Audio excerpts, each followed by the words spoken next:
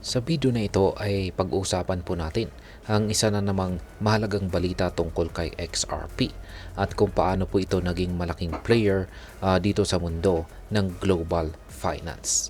Ayon po kay Ginoong Austin King, siya po ang co-founder ng Omni Network. Sa XRP ay may mahalagang papel dahil ito ang unang crypto project na nag-prioritize ng ISO 222 compliance. Ano nga ba ang ISO 222 at bakit po ito mahalaga? At paano po nito naapektuhan si XRP at ang crypto market?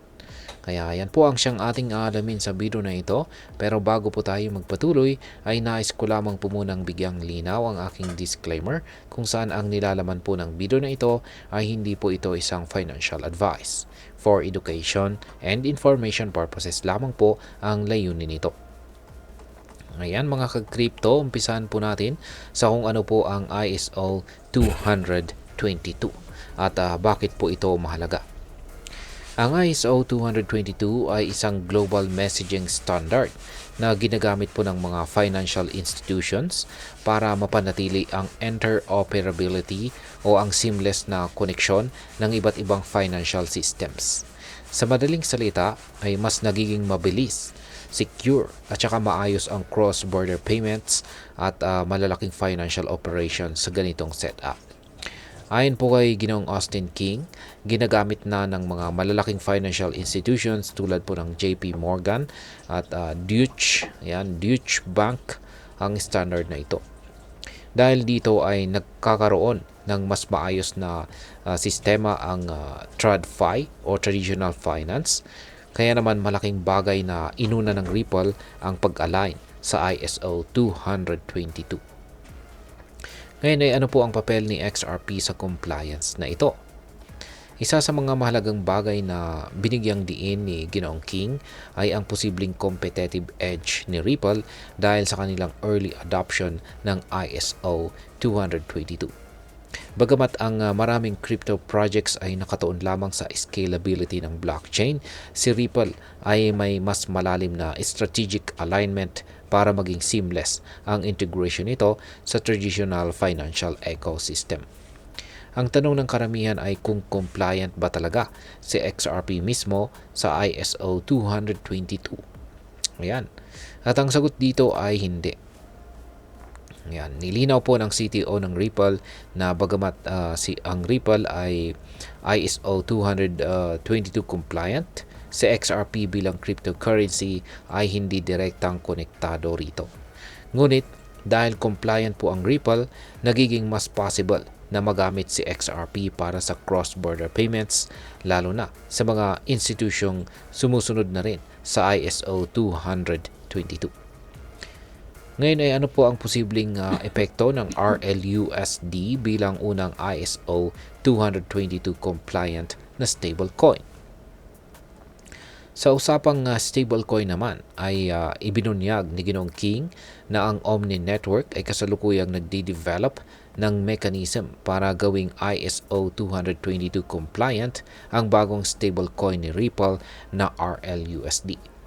Kapag naging matagumpay ito, ang RLUSD ang magiging kauna-unahang stablecoin na sumusunod sa ganitong standard. Ayon po kay Ginoong King, malaki ang potensyal ng RLUSD dahil ito ang may DeFi liquidity na umaabot na po sa $38 billion sa DevNet. Balak pa nilang i-enhance ito para mas maging appealing sa mga malalaking financial players. Ngayon ay ano po ang XRPL at paano po nito mababago ang financial landscape?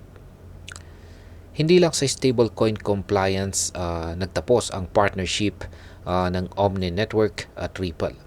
Ayon po kay Ginoong King, ang XRPL o XRP Ledger ay may malaking potensyal na maging pangunahing platform para sa tokenization ng traditional financial assets. Ang tokenization ay isa po itong proseso kung saan ang mga real-world assets tulad po ng bonds, stocks at saka real estate ay ginagawang digital tokens na maaari pong i-trade on-chain.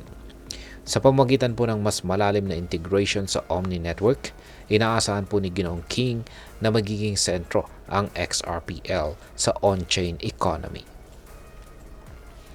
At ngayon ay ano naman ang maaaring maging epekto nito para sa atin bilang mga Pinoy crypto traders at investors. Ayan, kung ikaw po ay isang Pinoy crypto trader o investor, malaking bagay ito dahil nagiging mas promising ang position ng XRP sa global market. Kung magtatagumpay po ang Ripple at Omni Network sa kanilang initiatives, posible po itong magdulot ng mas malaking demand para kay XRP na maaring magdulot ng pagtaas ng presyo nito. Sa DeFi investors naman, ang RLUSD na compliant po sa ISO 222 ay maaaring magbigay ng bagong oportunidad para sa mga mas secure at regulated na investments. Dahil compliant ito sa international financial standards, maaaring magustuhan ito ng mga malalaking institutions. At ayan, bilang panghuli ay ano naman ang aking masasabi tungkol dito. Sa nakikita ko, ang Ripple ay nagpapakita ng matibay na strategic vision para sa hinaharap ng finance. Sa kabila ng mga hamon nito, lalo na ang mga legal na usapin, hindi matatawaran ang kanilang pioneering efforts sa integration ng TradFi at saka DeFi. At sa kabuuan, mahalaga pong manatiling updated at maging mapanuri sa mga developments.